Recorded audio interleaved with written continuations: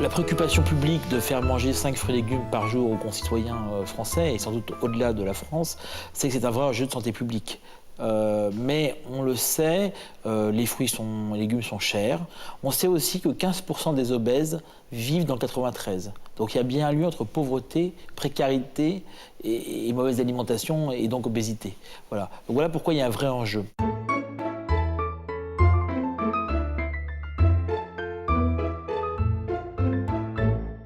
Donc une épicerie solidaire, c'est une structure d'aide alimentaire qui s'adresse aux populations en situation de précarité et qui, dans l'idéal, est présentée comme un magasin traditionnel, c'est-à-dire que les personnes font elles-mêmes le choix des produits qu'elles souhaitent consommer. Et puis également, c'est des structures où les personnes vont payer 10, 20 ou 30% du montant d'achat. Donc finalement, elles participent, ce qui, ça aussi, en fait, est assez valorisant. La première mission, c'est de venir en aide à des collectivités locales, territoriales, qui veulent monter un projet d'épicerie. Et là, nous avons un rôle de consultant pour les aider, les accompagner dans la création. Seconde mission de Landes, c'est animer les réseaux. C'est une tête de réseau, tête de pont. C'est essayer de mettre en place des actions collectives qui servent l'ensemble du groupe. Donc la troisième mission la plus peut-être difficile actuellement sur laquelle nous passons, c'est de pouvoir livrer ces épiceries en termes de fruits, de légumes, mais aussi de denrées tout à fait différentes et alimentaires. Alors, le réseau Pacte est un réseau porté donc par le groupe Carrefour qui avait, à partir des surstocks, des excédents, avait créé un réseau de quelques épiceries. Aujourd'hui, ces 5 épiceries viennent adhérer à Landes et c'est un partenariat là aussi gagnant-gagnant puisque chacun apporte dans l'escarcelle ses connaissances et son fonctionnement. Il y a 450 épiceries solidaires et sociales un peu partout en France. Andes sert en fait à mettre ensemble, à faire se rencontrer, à faire le go-between entre les bonnes volontés. Le plus bel exemple, c'est le mine de Rungis, où évidemment les professionnels des fruits et légumes étaient navrés de voir que chaque jour, des tonnes et des tonnes de fruits et légumes parfaitement consommables étaient jetés. Rungis, c'est un des plus gros marchés d'Europe de fruits et légumes. Chaque jour, il y a des palettes de fruits et légumes qui ne partent pas vers des consommateurs et l'enjeu était d'essayer de les récupérer.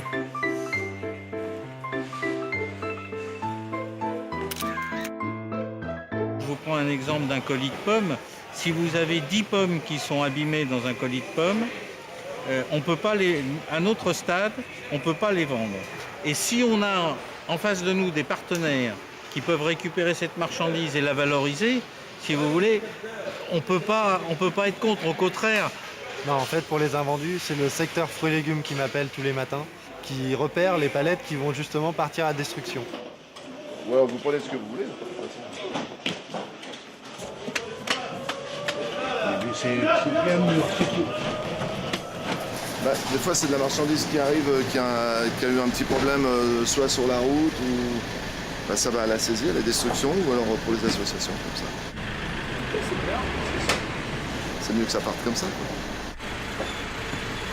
Ça représente en gros 1,5 tonne valorisée. Et étant donné qu'on souhaite approvisionner et les épiceries sociales et solidaires en Ile-de-France, mais également en Ile-de-France, les Restos du Cœur, le Secours Populaire, Banque Alimentaire et Croix-Rouge, on s'est dit qu'1,5 tonne, c'était quand même un tonnage assez faible. Et dans le cadre de notre négociation avec nos partenaires, dont l'État, il nous a été confié une enveloppe supplémentaire qui permet d'acheter des fruits et légumes tous les jours à hauteur de 3,5 tonnes. Tous les matins, je vais acheter des fruits et légumes sur le marché de Rungis, et en fonction des commandes que je reçois des épiceries. Et donc après, ça va arriver à l'entrepôt et on va faire de la préparation de commandes pour demain, en fait. Donc ça veut dire que chaque jour, concrètement, nous sommes en capacité de livrer 5 tonnes de fruits et légumes aux structures qui en bénéficient, à 30 centimes au kilo livré pour les produits qui viennent du tri et à 50 centimes au kilo livré pour les produits qui viennent de l'achat que nous avons pu faire sur le mine.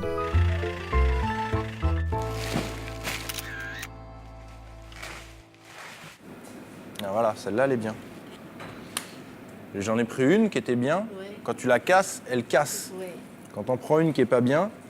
Donc un chantier d'insertion, c'est un dispositif un peu particulier, une sorte de transition entre la période où les gens sont en grosse difficulté, où ils n'ont rien, et le chantier d'insertion a pour but justement de les remobiliser à la fois socialement et professionnellement.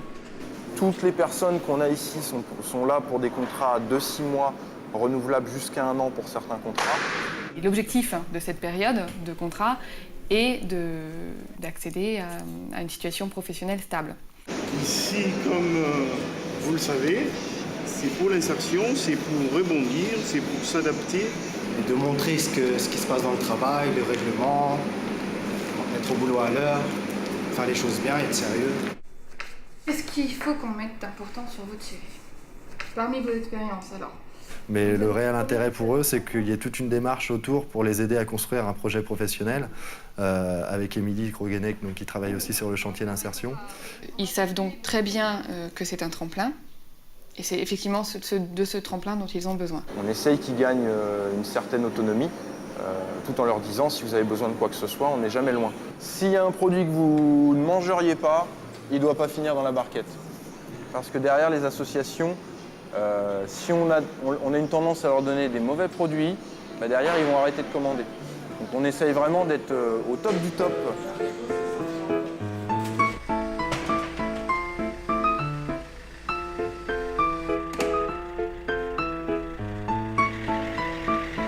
La cohérence d'Andes qui est en train de se dessiner après quelques années de tâtonnement, c'est de dire qu'on essaie de maîtriser l'ensemble de la chaîne.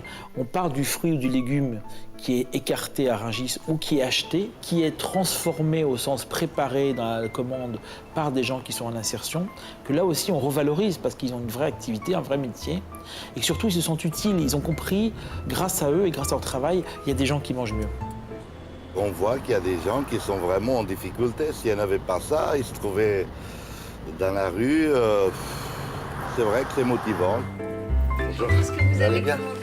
Et puis après, ces produits vont dans une épicerie, sont achetés, consommés par des gens qui étaient dits en difficulté, qui sont accompagnés grâce à la Compagnie des Gourmands ou d'autres dispositifs d'aide pour faire à manger ensemble.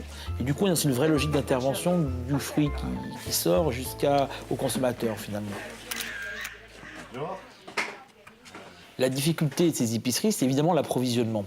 Aujourd'hui, c'est essentiellement soit des produits livrés par les banques alimentaires, ou l'autre système, c'est d'aller acheter directement chez les enseignes. Après, les épiceries font souvent pas mal de démarches auprès de grands distributeurs qui peuvent leur donner soit des produits à moindre coût, soit des produits dont la date de péremption arrive bientôt. Le supermarché Carrefour, qui est à Sainte-Geneviève-des-Bois, nous propose 2 fois par semaine des produits frais qu'ils ont retirés des rayons. Et Andes pour les fruits et légumes maintenant. On a divisé les prix des fruits et légumes par 4, je dirais 3-4. Ce qui est énorme. Donc les familles peuvent acheter beaucoup plus de fruits et légumes.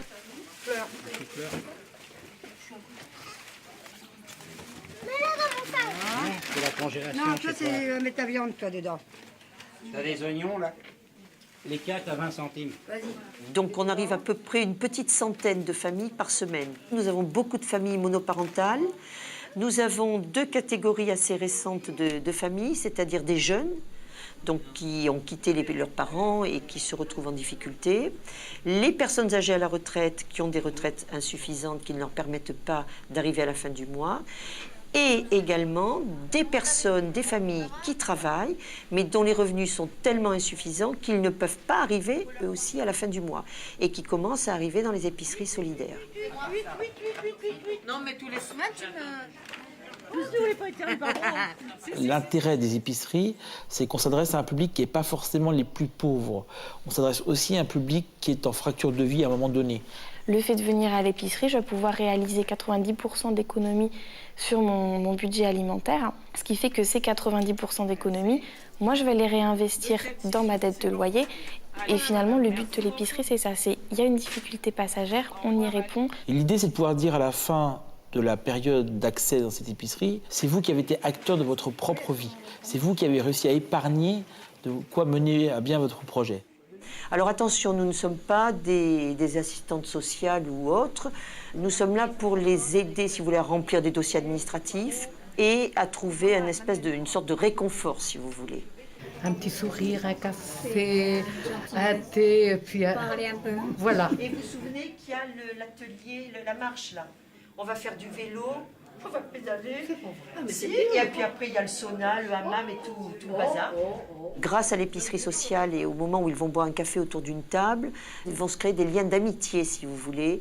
Des gens qui pourront s'épauler dans le quotidien, dans la vie quotidienne, amener les enfants à l'école, les garder au bac à sable, etc. Et ça, c'est très, très important pour nous. Mais monter une entreprise, alors là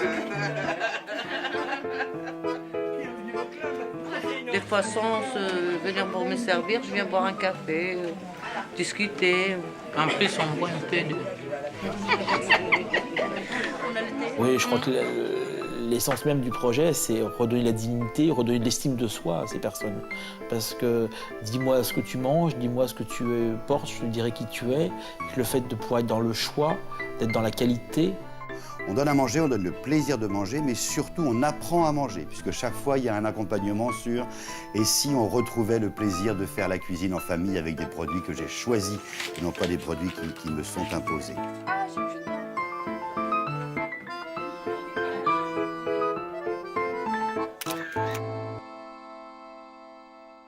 Là, le projet que j'ai monté s'appelle la Compagnie des Gourmands. C'est des ateliers cuisine réunissant parents et enfants.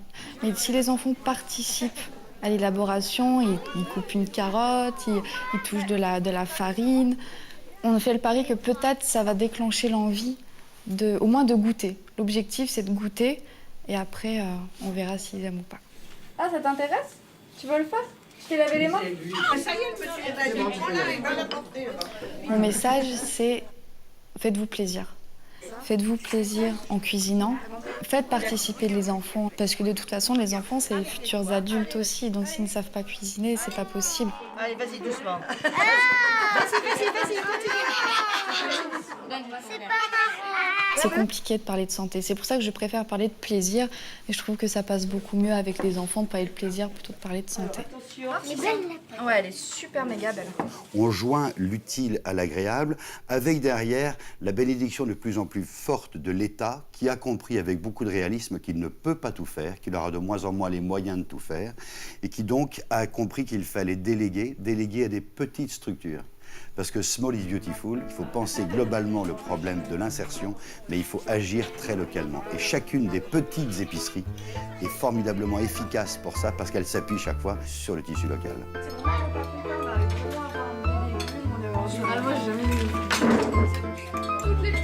Avec amour, on a fait tous ces plats avec amour. Là, les enfants ont fait les plats. Ah ouais, non mais attends, c'est la première fois que ça arrive.